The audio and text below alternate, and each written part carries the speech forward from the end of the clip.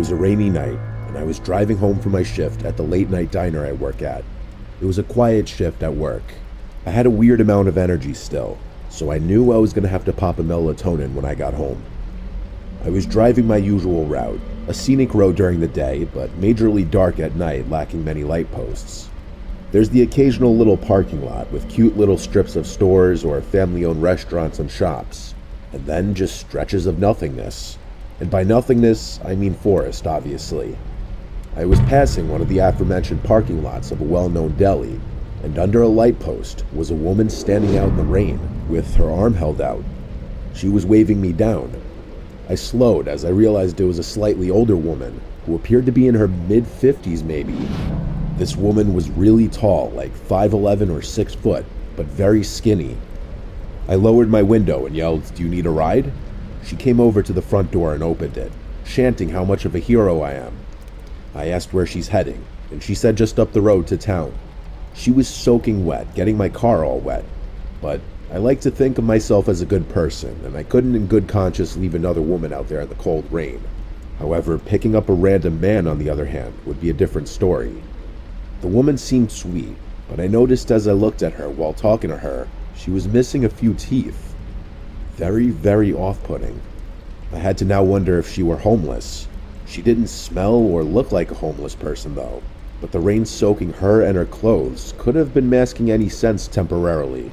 Plus, her hair was so wet that what may have usually been scraggly, undone hair could now have been weighted down and straightened by the water. Either way, the woman was smiling the whole time and didn't seem like a threat. We pulled up to an intersection with a gas station on one corner. I pulled in next to a pump. Might as well fill up. I asked her if she wanted anything from inside. I was really doing my good deed for the week. She said no thanks, honey.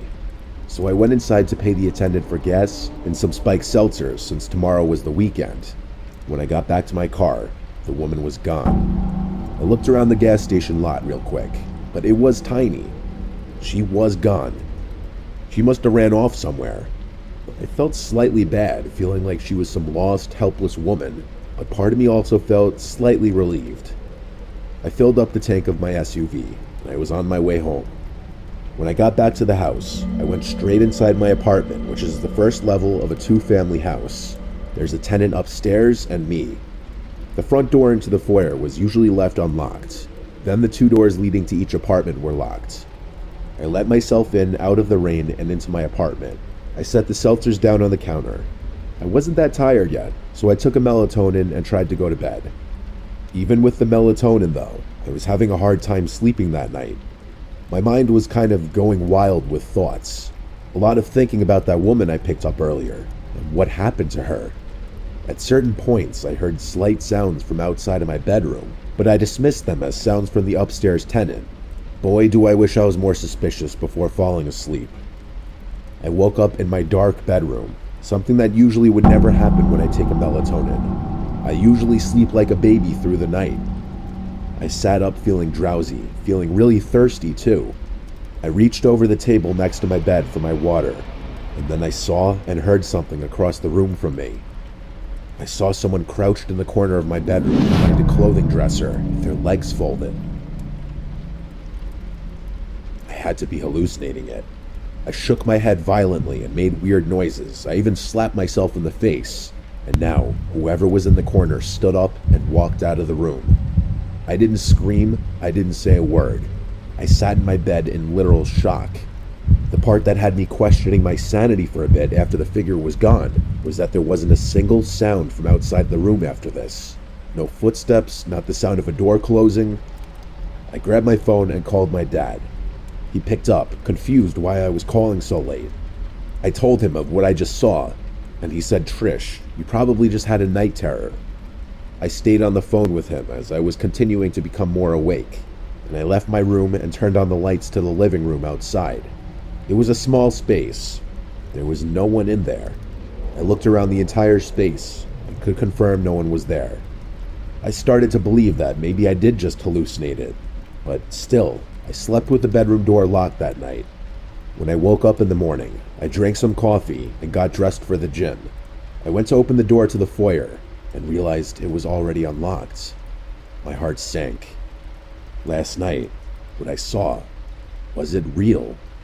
I did another look around the apartment, confirming no one was inside. I went out to my car and opened the back door to put my gym bag in the back seat.